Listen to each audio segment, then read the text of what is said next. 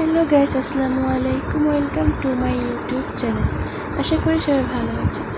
আমি আমার বাচ্চার 6 মাস পরে ড্রাগন ফলটি মুখে দিয়েছিলাম, আর কিভাবে দিয়েছিলাম আজ তোমাদের সাথে সেটাই শেয়ার করব।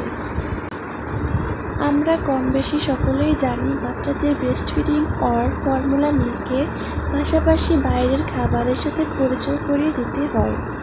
চিকিৎসাবিদরা বলেছেন বাচ্চাদের 8 মাস পরে ড্রাগন ফল দিতে হয়, তার আগে না দেওয়াটাই বেটার।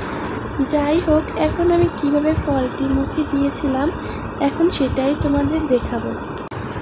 প্রথমে ভালো করে ধুয়ে পরিষ্কার করে খোসা ছাড়িয়ে ড্রাগন ফলটি কুচকুচ করে কেটে নিচ্ছি। তারপর একটি বাটিতে উঠিয়ে নিচ্ছি।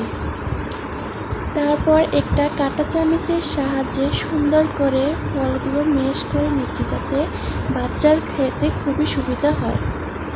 এখানে চাইলে ব্লেন্ড করেও নেওয়া যায়। ব্লেন্ডার করলে খাবারের পুষ্টিগুণটা কমে যায়, তবে বাচ্চাদের খাওয়ার সুবিধার্থে অনেক সময় ব্লেন্ডার করে থাকে। এই তো হয়ে গেল, আমার বাচ্চার জন্য এখন খাবারটি সম্পূর্ণ রেডি।